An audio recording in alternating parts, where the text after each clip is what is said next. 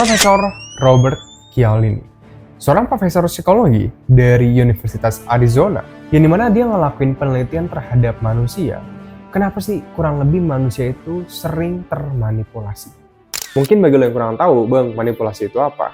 Pada dasarnya manipulasi adalah ketika lo tuh mengatakan iya terhadap hal yang awalnya lo tuh kayaknya nggak butuh-butuh banget. Atau mungkin orang yang bikin lo tuh pinter banget ngerasa kayak, wah, gue enak banget nih ngobrol sama dia, jadi gue harus bilang iya ke apapun yang dia minta. Di zaman dulu, hal ini disebut sebagai hipnotis dalam komunikasi. Tapi, di zaman sekarang, setelah 3 tahun Profesor Cialdini itu melakukan penelitian terhadap otak manusia, beliau menemukan pada dasarnya ada 3 paling powerful banget prinsip manipulasi persuasi yang bisa lo gunakan sehari-hari dalam omongan lo, agar lo bisa bikin siapapun itu bilang iya ke yang lo minta atau permintaan lo.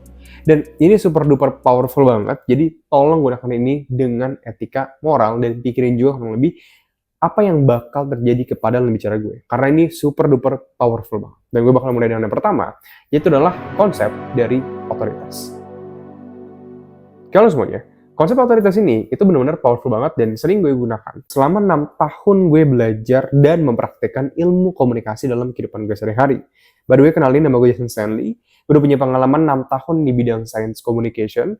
Dan gue juga ngebantu 1.100 orang lebih dari seluruh Indonesia bisa lancar berkomunikasi dalam 30 menit. Lo lihat, hal itu disebut sebagai manipulasi otoritas. Nah, pertama, Bang, apa itu manipulasi otoritas? Dan yang kedua, gimana cara gue pakai hal ini dalam konteks kehidupan gue. Oke, yang pertama, gue bakal jelasin dengan apa sih itu manipulasi otoritas. Manipulasi otoritas dijelaskan oleh Profesor Cialdini sebagai deskripsi dari dalam kondisi ketidakyakinan, manusia cenderung akan mengikuti ahli. Oke, jadi ada 2 syarat yang harus dipenuhi. 1, lo harus menyebutkan seorang ahli. Dan yang kedua, itu harus dalam kondisi ketidakyakinan. Dan gue tahu, ini maksudnya kayak, Bang, ini membingungkan banget. Kayak, gue nggak paham. Tolong jelasin lebih detail lagi atau lebih simpel lagi. Simpel lagi deh. Kalau misalkan lo lagi ngerasa nggak yakin, contoh, kayak misalkan gue lagi cari-cari barang di Shopee misalkan, dan gue tuh lagi butuh banget nih untuk sabun muka gue misalkan. Dan pas gue dapat banyak pilihan di Shopee, ada sabun 1, sabun 2, sabun 3, sabun 4, sabun 5, pasti gue ngerasa, gue ragu nih, kira-kira sabun mana ya yang paling cocok dengan gue. Karena muka gue misalkan sensitif gitu. Nah, dari sana, gue mengalami kondisi yang disebut sebagai ketidakyakinan. Hal inilah yang ketika nanti disebut sama Robert Cialdini, dalam kondisi ketidakyakinan, berarti yang tadi itu gue ya milih sabun, manusia cenderung mengikuti ahli. Ini berarti ketika salah satu dari sabun itu yang gue lihat, mereka masang sebuah banner nih, misalkan nih seorang dokter spesialis kulit bahkan pakai jas lab gitu kan, dan dia bilang, ini aman untuk muka sensitif. Gue cenderung akan yakin dengan produk tersebut dan akhirnya beli produk tersebut. Dan fun fact, ini nggak cuman kayak gitu doang aja. Dalam komunikasi sehari-hari, gue juga melihat ini sebagai sebuah tools yang powerful banget untuk kita gunakan dalam manipulasi. Contoh, belum lama ini, gue harus membawakan sebuah presentasi kepada pemimpin brand atau leader lah sebutannya dari sebuah brand yang dia di bidang pendidikan. Gue nggak bisa sebutin nama brandnya untuk purpose dari brand itu sendiri sebagai privasinya. Tapi singkat ceritanya, gue harus membawakan ke kurang lebih dari 1 pemimpin se-Indonesia dari brand tersebut. Dan yang gue lakukan waktu itu adalah, gue menyebutkan bahwa data yang gue sampaikan itu ada yang gue ambil dari Harvard. Gue masih ingat banget. Dari Harvard University menyebutkan, ada datanya gue sebutin. Dan dari sana, ketika gue menyebutkan Harvard, orang-orang yang mendengarkan gue itu langsung kayak lebih percaya secara mikro ekspresinya. Mereka yang awalnya mungkin sambil main handphone atau mungkin sambil apa, terus mereka langsung kayak Dan itu yang bikin mereka merasa yakin dengan apa yang gue bicarakan karena gue menggunakan kredibilitas Harvard tersebut. Ingat, dalam kondisi ketidakyakinan, orang yang misalkan gak yakin sama lo, mereka akan percaya dengan ahli. Tapi Bang, permasalahannya kompleks ini kan, ini ribet banget untuk dipahamin gitu loh Bang, terlalu rumit bagi gue.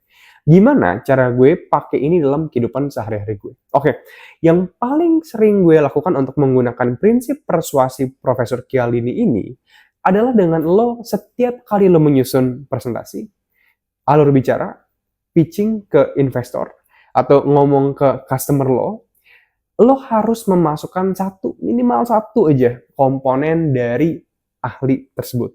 Sebagai contoh, kalau misalkan gue lagi membawakan sebuah materi presentasi mengenai kenapa komunikasi massa itu penting, atau let's say deh, kenapa public speaking itu penting. Oke, dari sana gue bisa mencari siapa nih ahli dalam bidang public speaking. Contohnya misalkan semua orang mungkin tahu tentang Raditya Dika. Dan dari sana, alih-alih gue cuma bilang kayak misalkan, ini 3 tips komunikasi yang dijamin ampuh banget untuk mengubah skill komunikasi lo. Oke, itu yang pertama, gue ubah jadi yang kedua misalkan. Kayak gini misalkan. Ini 3 tips komunikasi yang diberikan oleh Bang Raditya Dika yang bikin dia jadi seorang penulis yang sukses banget bahkan sekarang sampai bisa menggarap film layar lebar. Dan 3 tips ini simple banget untuk dipraktikkan dan akan ngubah hidup lo. Lo lihat, perbedaannya simpel banget. Intinya sama, tapi yang bedanya adalah gue menggunakan kredibilitas atau otoritas dari orang lain dalam topik tersebut. So, cara pakainya simpel banget. Lo tentuin, lo lagi membicarakan topik apa. Yang kedua, cari ahli dalam topik tersebut. Dan yang ketiga, gunakan apa yang dibicarakan atau yang disampaikan oleh ahli tersebut dalam data lo atau yang dapat mendukung apa yang pengen lo sampaikan. Ini bakal memperkuat banget argumen lo dan bikin pesan lo jauh lebih persuasif dan bikin orang bisa lebih bilang iya ke yang lo minta atau lo bilang atau setuju dengan pendapat lo. Ini yang pertama dari Robert Cialdini, otoritas. Tapi nggak sampai situ doang. Yang kedua juga nggak kalah powerful. Dan konsep ini itu disebut sebagai konsistensi. Bang, konsistensi itu maksudnya apa? Dalam peribahasa Indonesia, gue selalu bikin ini jadi lebih simpel. Itu adalah manusia akan setia kepada omongannya sendiri dan benci menjilat ludah mereka. Bang, manusia akan setia kepada omongan mereka sendiri dan benci menjilat omongan mereka. Maksudnya gimana, Bang? Gini ya, yang dimaksudkan dengan menjilat omongan mereka adalah ketika mereka harus menarik balik apa yang mereka omongkan. Sebagai contoh, misalkan ada orang yang lagi jalan, oke, dan gue nanya ke orang tersebut, Kak, kakak suka warna pink nggak? Suka sih. Oke, sih. Kalau misalnya kakak suka warna pink, berarti kakak suka pita warna pink ya? Iya, suka sih, lucu gitu loh. Oh, oke. Nice, perfect banget. Kak, aku pengen sebuah jualan nih, aku lagi dikejar sama target juga. Aku lagi jualan pita-pita pink nih, Kak, dan aku ngeliat kakak cocok banget kalau pakai pita pink ini. Kakak mau beli gak pitanya? Dan mostly orang bakal langsung jawab ke gue, oh belum tentu. Lu masih ngira kayak pasti iya gitu. No, tapi probabilitas orang tersebut bilang iya, beli pita pink yang gue jual ke dia, akan jauh lebih tinggi dalam kondisi gue bertanya seperti tersebut. Pertanyaan tersebut yang tadi gue sebutin tadi. Alih-alih gue langsung datang ke dia terus bilang kayak, Kak mau beli pita pink gak yang gue jual? Walaupun dia ngerasa mungkin cocok bagi dia, tapi dia tidak akan merasa setertarik itu dengan membeli pita yang gue sampaikan. Tapi bang, kenapa? Karena seperti yang gue bilang sebelumnya, manusia itu selalu ingin konsisten. Untuk lebih jelasnya, kita bisa bayangkan kayak gini. Garis, koma, garis, koma, garis. Jadi ada 3 garis. Ketika misalnya orang bilang yang pertama, di baris pertama orang bilang iya, yang kedua dia bilang iya, yang ketiga, kemungkinan besar dia akan ingin bilang iya. Karena dia pengen konsisten dengan apa yang dia bicarakan. Sebagai contoh, ketika misalkan gue bilang, misalkan let's say, ini simple, powerful, dan lumayan seru gitu. Ketika misalkan gue lagi lapar, dan gue bilang ke, let's say, orang tua gue bilang kayak gini, misalkan, nih, aduh, lapar banget nih, jam segini pengen makan ini, gitu, kayak gitu, gue bilang kayak gitu kan. Terus nyokap gue langsung kayak, aduh, kenapa nggak dari tadi sih, gitu, kayak gitu. Tapi kalau misalkan gue bilang ke orang tua kayak, Mah, mama sayang sama aku gak nih, Mah? Ya sayang lah, orang dilahirin kok. Nah, kalau misalnya mama sayang sama aku, mama pengen lihat aku sehat gak? Ya pengen lah. Nah, Mah, katanya, kata dokter ya, Mah, kalau misalkan kita lagi malam itu, kita tuh sebenarnya nggak boleh tidur dalam keadaan lapar. Nah, aku ini lagi lapar banget ya.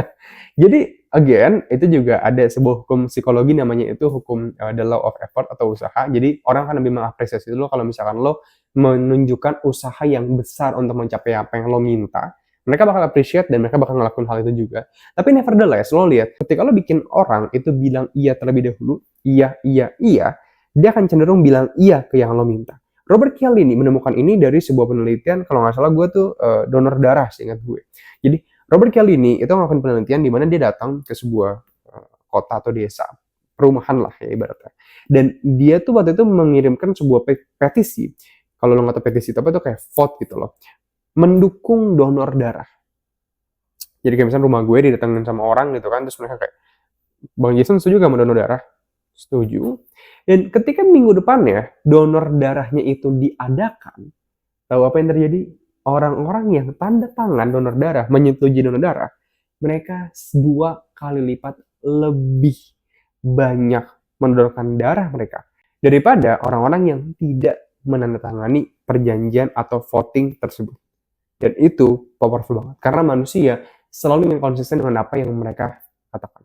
So bang, gimana caranya gue bisa ngelakuin ini? Simple. Untuk lo bisa mempraktekkan hal ini dalam kehidupan komunikasi lo harus membiasakan sebuah konsep yang disebut sebagai pertanyaan-pertanyaan baru permintaan. Jadi pertanyaan-pertanyaan permintaan. Kalau misalkan dulu pas gue lagi belajar sama mentor gue menjelaskan ini sebagai sebuah konsep, I think leading question kalau nggak salah. Intinya lo tuh menggerakkan orang bukan dengan perintah tapi dengan pertanyaan. Sebagai contoh, daripada misalkan gue bilang ke lo kayak, bro tapi kayaknya jadi content creator tuh lebih bagus buat lo deh karena lebih banyak profitnya. Daripada ngomong kayak gitu, gue bisa ngomong kayak gini, bro menurut lo pribadi content creator tuh banyak gak sih profitnya? Kurang. Oke. Tapi kalau misalkan menurut lo Atta Halilintar bisa beli semua yang dia milikin, itu uang dari mana, bro? Konten. Oh, berarti harusnya konten dia ngasilin banyak uang banget dong.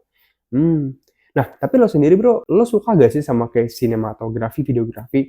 Lumayan.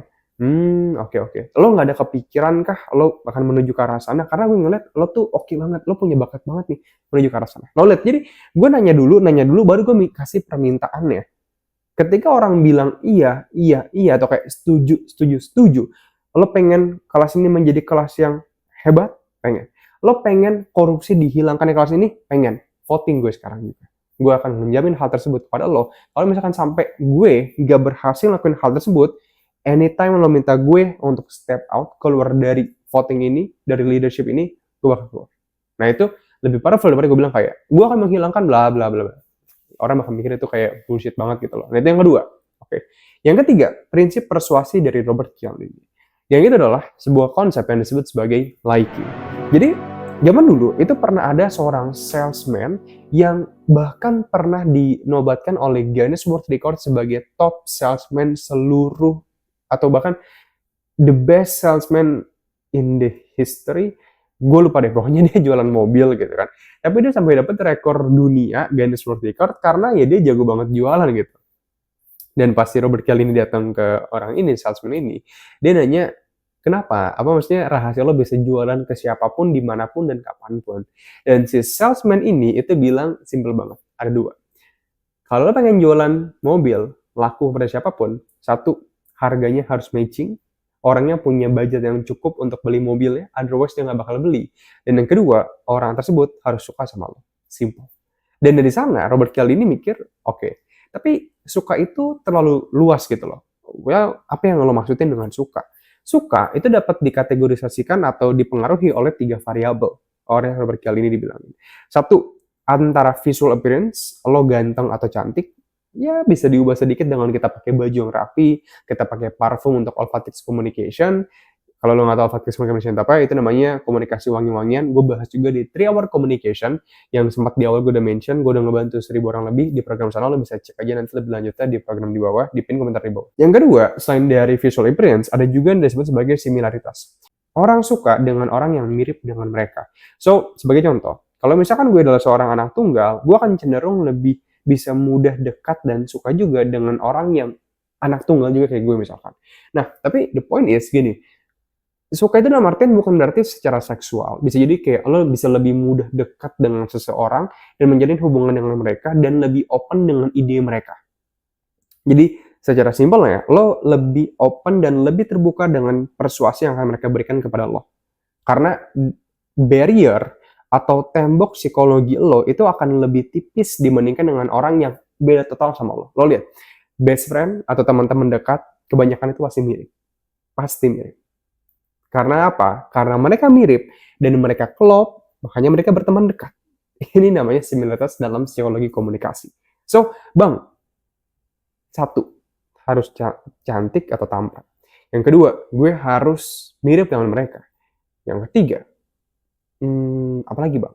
Yang ketiga itu disebut sebagai effort praising atau memuji usaha seseorang. Kayak misalkan sebagai contoh, kalau misalnya ada orang yang lewat depan gue dan dia itu misalkan baru aja menang rekor dunia dalam salesman best car gitu, gue gak akan bilang kayak, ih gila lu keren banget, lu juga banget jualan. Tapi gue bakal kayak, wah gila bro, lo pasti berdedikasi tinggi banget sampai lo ngeluangin waktu berjam-jam buat ngafalin segala teknik yang lo milikin. Gue salut banget sama disiplin lo. Jadi gue bukan memberikan pujian kepada lukisan yang dia ciptakan, tapi gue memberikan pujian kepada jam-jam usaha-usaha yang telah diluangkan oleh orang tersebut dalam membuat lukisan tersebut selama bertahun-tahun bahkan.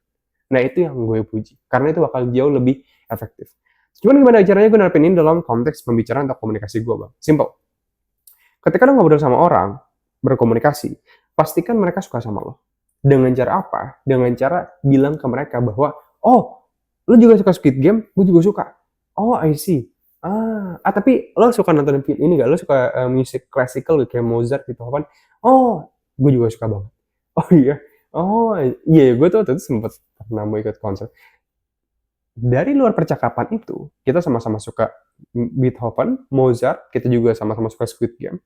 Tapi mungkin dia nggak suka sepak bola, gue suka sepak bola. Dia suka Muay Thai, gue nggak suka Muay Thai. Well, nggak ada yang peduli. Intinya adalah ketika lo membicarakan hal-hal yang lo sama-sama sukai sama dia bakal menganggap lo dan dia tuh mirip.